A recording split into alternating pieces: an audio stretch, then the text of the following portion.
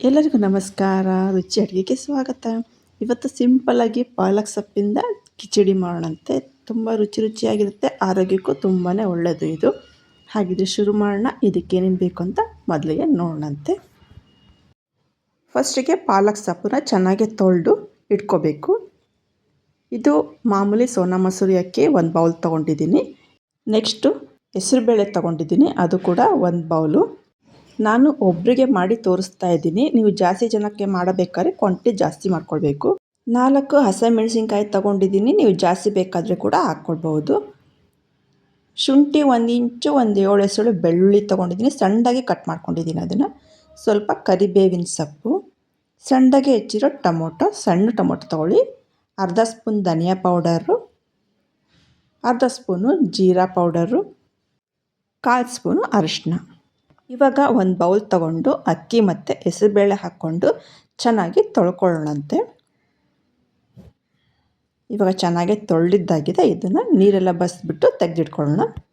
Next 1 cooker ಇಟ್ಕೊಂಡು ತೊಳೆದಿರೋ ಅಕ್ಕಿ ಹೆಸರುಬೇಳೆ ಹಾಕ್ಕೊಂಡು ಇದಕ್ಕೆ 2 ಕಪ್ ತೊಗೊಂಡ್ರೆ ಅದ್ರ 3 ಪಟ್ಟು ನೀರು ಹಾಕ್ಕೊಂಡು ಸ್ವಲ್ಪ ಉಪ್ಪು, ಸ್ವಲ್ಪ ಅರಿಶಿನ ಹಾಕ್ಕೊಂಡು ಬೇಯಿಸ್ಕೊಳ್ಳೋಣಂತೆ ಸಾಫ್ಟಾಗಿ. ಕಿಚಡಿ ಅಂದಮೇಲೆ ಸ್ವಲ್ಪ ಸಾಫ್ಟಾಗಿ ಬೇಯಿಸ್ಕೊಳ್ಬೇಕು. ನೆಕ್ಸ್ಟು ಒಂದು ಪಾತ್ರೆಯಲ್ಲಿ ನೀರು ಹಾಕಿ ಅದು ಬಿಸಿ ಆದಮೇಲೆ ತೊಳೆದಿರೋ ಪಾಲಕ್ ಸೊಪ್ಪನ್ನು ಹಾಕಿ ಚೆನ್ನಾಗಿ ಒಂದು ಕುದಿ ಬರಬೇಕು ಅದು ನೀರು. ಅಲ್ಲಿವರೆಗೆ ಪಾಲಕ್ ಸೊಪ್ಪನ್ನ ಹಾಕಿ ಬೇಯಿಸ್ಕೊಳ್ಬೇಕು. ಇವಾಗ ಚೆನ್ನಾಗಿ ಕುದಿ ಬಂದಿದೆ. ಪಾಲಕ್ ಎಲೆಗಳನ್ನೆಲ್ಲ ತೆಗೆದುಬಿಡೋಣಂತೆ. ತುಂಬ ಬೇಯಿಸ್ಕೊಳ್ಳೋದು ಬೇಡ, ಸ್ವಲ್ಪ ಸಾಫ್ಟ್ ಆದರೆ ಸಾಕು ಇದು.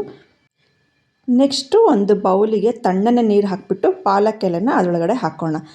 ಈ ಥರ ಮಾಡೋದ್ರಿಂದ ಎಲೆಗಳು ಹಚ್ಚ ಹಸಿರಾಗೆ ಇರುತ್ತೆ, ಬಣ್ಣ ಕಳ್ಕೊಳ್ಳೋದಿಲ್ಲ. ಇವಾಗ ಪಾಲಕ್ ಎಲೆ ಫುಲ್ ತಣ್ಣಗಾಗಿದೆ. ಒಂದು ಜಾರ್ ತಗೊಂಡು ಇದನ್ನು ಹಾಕ್ಕೊಂಡು ನುಣ್ಣಗೆ ಪೇಸ್ಟ್ ಮಾಡ್ಕೊಳ್ಳೋಣಂತೆ. ನೀರು ಹಾಕೋದು ಬೇಡ, ಹಾಗೆ ಮಾಡ್ಕೊಳ್ಳಿ. ಇದು ನೋಡಿ ಚೆನ್ನಾಗಿ ನುಣ್ಣಗಾಗಿದೆ. ಇದನ್ನು ತೆಗೆದಿಟ್ಕೊಳ್ಳೋಣ ಒಂದು ಸೈಡಲ್ಲಿ. ಇವಾಗ ಕುಕ್ಕರ್ ತೆಗೆದು ನೋಡೋಣಂತೆ. ಅಕ್ಕಿ ಮತ್ತು ಹೆಸರುಬೇಳೆ ಚೆನ್ನಾಗಿ ಸಾಫ್ಟಾಗಿ ಬೆಂದಿದೆ. ಕೆಲವೊಂದು ಸಾರಿ ಅಕ್ಕಿ ಮತ್ತು ಹೆಸರುಬೇಳೆ ಬೆಂದಿಲ್ಲ ಅಂದರೆ ಇನ್ನು ಸ್ವಲ್ಪ ನೀರು ಹಾಕ್ಕೊಂಡು ಒಂದು ಸತಿ ಕುದಿಸ್ಕೊಂಡ್ರೆ ಬೇಯುತ್ತೆ. ನೆಕ್ಸ್ಟು ಒಂದು ಬಾಣಲೆ ಇಟ್ಕೊಂಡು ಸ್ವಲ್ಪ ಎಣ್ಣೆ ಹಾಕ್ಕೊಳ್ಳೋಣ. ಒಂದು 3 ಸ್ಪೂನ್ ಎಣ್ಣೆ ಹಾಕ್ಕೊಂಡು ಹೆಚ್ಚಿರೋ ಶುಂಠಿ ಬೆಳ್ಳುಳ್ಳಿ ಹಾಕ್ಕೊಂಡು ಫ್ರೈ ಮಾಡ್ಕೊಳ್ಳೋಣ. ಎಣ್ಣೆ ಬದಲು ತುಪ್ಪ ಕೂಡ ಹಾಕ್ಕೊಳ್ಬೋದು ನೀವು. ಇವಾಗ ಇದಕ್ಕೆ ಒಂದು 7-8 ಗೋಡಂಬಿನ ಹಾಕ್ಕೊಳ್ತಾ ಇದ್ದೀನಿ. ಇದು ಆಪ್ಷನಲ್ಲು, ನಿಮಗೆ ಬೇಕಾದರೆ ಹಾಕ್ಕೊಳ್ಬೋದು, ಬೇಡ ಅಂದರೆ ಬೇಡ. ನೆಕ್ಸ್ಟ್ ಕರಿಬೇವಿನ ಸೊಪ್ಪು, ಸಣ್ಣದಾಗಿ ಹೆಚ್ಚಿರೋ ಹಸಿಮೆಣಸಿನ್ಕಾಯಿ ಒಂದು ಸ್ವಲ್ಪ ಬಾಡಿಸ್ಕೊಳ್ಳೋಣಂತೆ. ಇವನ್ನೆಲ್ಲ ಹಾಕ್ಕೊಂಡಾದ್ಮೇಲೆ ಇವಾಗ ಇದೆಲ್ಲ ಚೆನ್ನಾಗಿ ಫ್ರೈ ಆಗಿದೆ. ಇದಕ್ಕೆ ಸಣ್ಣದಾಗಿ ಹೆಚ್ಚಿರೋ ಟೊಮೊಟೊ ಹಣ್ಣನ್ನ ಹಾಕ್ಕೊಳ್ತಾ ಇದ್ದೀನಿ ನಾನು. ಟೊಮೊಟೊನು ಚೆನ್ನಾಗಿ ಸಾಫ್ಟಾಗಿ ಬೇಯಬೇಕು, ಅಲ್ಲಿವರೆಗೆ ಫ್ರೈ ಮಾಡ್ಕೊಳ್ಬೇಕು. ಇವಾಗ ಟೊಮೊಟೊನು ಚೆನ್ನಾಗಿ ಫ್ರೈ ಆಗಿದೆ ಸಾಫ್ಟಾಗಿ. ಇದಕ್ಕೆ ಅರ್ಧ ಸ್ಪೂನು ಜೀರಾ ಪೌಡರು, ಅರ್ಧ ಸ್ಪೂನು ಧನಿಯಾ ಪೌಡರು ಹಾಕ್ಕೊಂಡು 1 ನಿಮಿಷ ಬಾಡಿಸ್ಕೊಳ್ಳೋಣಂತೆ. ಎಲ್ಲದು ಚೆನ್ನಾಗಿ ಫ್ರೈ ಆದಮೇಲೆ ನಾವು ರುಬ್ಬಿ ಇಟ್ಕೊಂಡಿರೋ ಪಾಲಕ್ ಸೊಪ್ಪನ್ನ ಹಾಕ್ಕೊಳ್ಬೇಕು. ಇದು ಹಸಿ ವಾಸನೆ ಹೋಗೋವರೆಗೂ ಚೆನ್ನಾಗಿ ಫ್ರೈ ಮಾಡ್ಕೊಳ್ಬೇಕು. ಮತ್ತು ಅದು ಸೈಡಲ್ಲೆಲ್ಲ ಎಣ್ಣೆ ಎಲ್ಲ ಬಿಟ್ಕೊಂಡು ಬರುತ್ತೆ, ಅಲ್ಲಿವರೆಗೂ ಫ್ರೈ ಮಾಡಿಕೊಂಡ್ರೆ ಕಿಚಡಿ ಚೆನ್ನಾಗಿ ಬರುತ್ತೆ. ಸ್ವಲ್ಪ ನೀರು ಮಿಕ್ಸ್ ಮಾಡ್ಕೊಳ್ತಾ ಇದ್ದೀನಿ, ರುಚಿಗೆ ತಕ್ಕಷ್ಟು ಉಪ್ಪು. ಇವಾಗ ಚೆನ್ನಾಗಿ ಒಂದು ಸತಿ ಕಲಿಸ್ಕೊಂಡು ಕುದಿಯೋದಕ್ಕೆ ಬಿಟ್ಬಿಡೋಣಂತೆ. ಇದನ್ನು ನೋಡಿ ಸೈಡಲ್ಲೆಲ್ಲ ಎಣ್ಣೆ ಬಿಟ್ಕೊಳ್ತಾ ಬರ್ತಾಯಿದೆ. ಇವಾಗ ಗ್ರೇವಿ ರೆಡಿಯಾಗಿದೆ ಇದು. ಇದಕ್ಕೆ ನಾವು ಹೆಸರುಬೇಳೆ ಮತ್ತು ಅಕ್ಕಿ ಬೇಯಿಸಿ ಇಟ್ಕೊಂಡಿದ್ದೀವಲ್ಲ ಅದನ್ನು ಇವಾಗ ಹಾಕ್ಕೊಳ್ಬೇಕು. ಅರ್ಧ ಗ್ಲಾಸ್ ನೀರನ್ನ ಸೇರಿಸ್ಕೊಂಡು ಚೆನ್ನಾಗಿ ಕಲಿಸ್ಕೊಳ್ಬೇಕು. ಇದನ್ನು ಕಿಚಡಿ ಅಂದಮೇಲೆ ಸ್ವಲ್ಪ ತೆಳ್ಳಗಿರುತ್ತೆ ಅಲ್ವ, ಗಟ್ಟಿ ಇರೋದಿಲ್ಲ.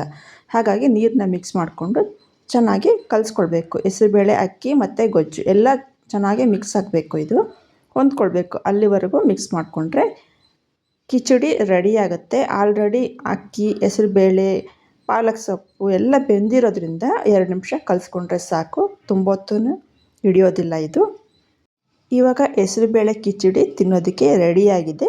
ಇದು ಹೀಗೇ ಕೂಡ ತಿನ್ಬೋದು, ಬೇಕಿದ್ದರೆ ಮೊಸರು ರಾಯ್ತ ಕೂಡ ಮಾಡಿಕೊಂಡು ತಿನ್ಬೋದು.